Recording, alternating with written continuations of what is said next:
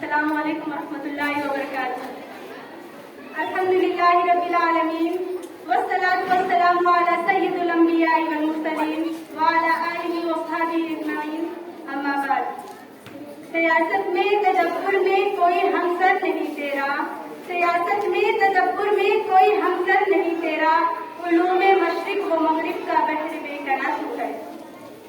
محترم سامعین محفل، وطن عزیز، ہندوستان میں ہر ماہ کی اپنی ایک الگ خصوصیت اور پہچان ہے، لیکن نومبر کا مہینہ اپنی تاریخی اور ادبی اعتبار سے ایک منفرد حیثیت کا حامل ہے۔ ملک کو غلامی کی زنجیروں سے آزاد کرانے والے کئی دیالوں، دانشوروں اور مفکرین کی تاریخ پیدائش اسی ماہ میں ہے۔ پنڈت جواہر لال نہرو، مولانا ابوالکلام آزاد، اندرا گاندھی، رانی لکشمی بائی اور علامہ اقبال کی پیدائش نومبر ہی کے مہینے میں ہوئی تھی۔ آج ہم آپ کو ایک ایسی نادر و نایاب شخصیت سے ملانے جا رہے ہیں جن کی یوم پیدائش ہم قومی یوم تعلیم کے طور پر مناتے ہیں۔ جب ہندوستان کی آزادی کو انگریزی قوم کا گہر لگ چکا تھا، غلامی کی زنجیریں قوم کو بے دست وفا کر چکی تھی، اپنے حالات سے نبرد آزما ہونے کے بجائے عوام بے عملی کی نیند سو رہی تھی، اس وقت عوام کو بیدار کرنے والی ایک آواز اٹھی۔ یہ آواز اس مرد مجاہد کی تھی جسے دنیا مولانا ابوالکلام آزاد کے نام سے جانتی اور پہچانتی ہے۔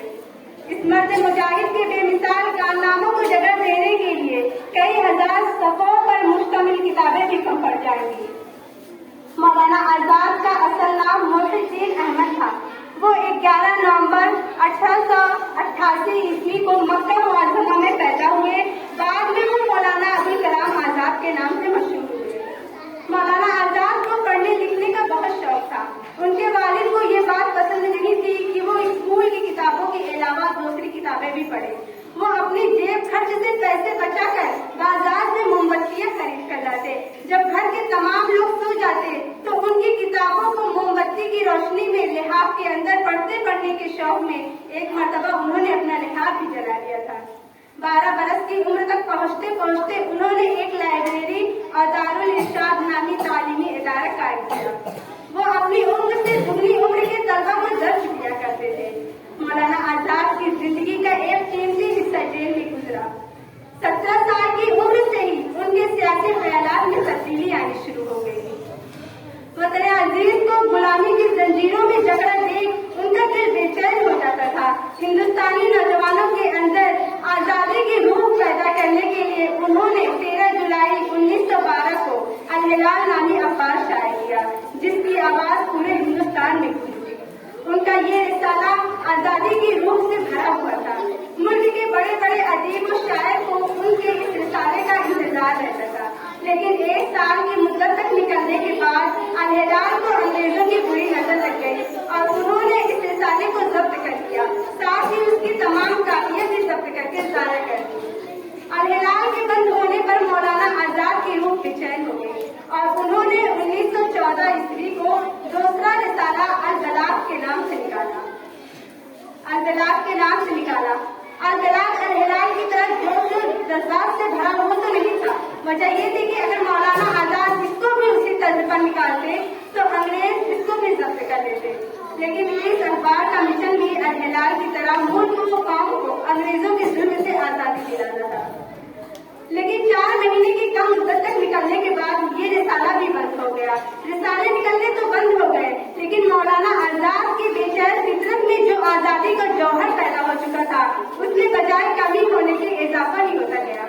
مولانا آزاد پر کئی طرح کی پابندیاں عائد کی گئی، انہیں بنگال سے چلے جانے کا بھی حکم دیا گیا، لیکن ان کے جذبہ آزادی میں ذرا بھی کمی نہیں آئی، بلکہ ایک مرد مجاہد کی طرح ڈٹے رہے۔ مولانا آزاد نے بہت سی کتابیں لکھی۔ ان کا سب سے اہم کام تفسیر القرآن اور ترجمان القرآن تھا۔ ان کی اس صلاحیتوں کی بنیاد پر انہیں حکومت ہند کا پہلا وزیر تعلیم بنایا گیا۔ تعلیمی میدان میں ان کے کارناموں کو دیکھتے ہوئے حکومت ہند نے 2008 عیسوی سے ان کی یوم پیدائش یعنی 11 نومبر کو نیشنل ایجوکیشن ڈے منانے کا فیصلہ کیا۔ آج بڑے جوش و خروش کے ساتھ ملک بھر کے تعلیمی اداروں میں یوم پیدائش کا اہتمام کیا جاتا ہے۔ مولانا آزاد نے اپنی زندگی کا ہر لمحہ دوستی میں صرف کر دیا۔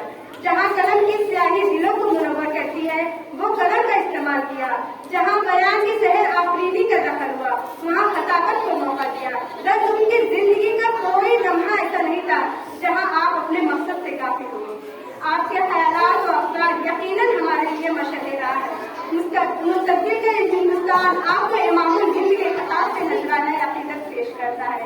22 फरवरी 1958 ईस्वी को ये चमकता हुआ सितारा हमेशा हमेशा के लिए गुरूब हो गया।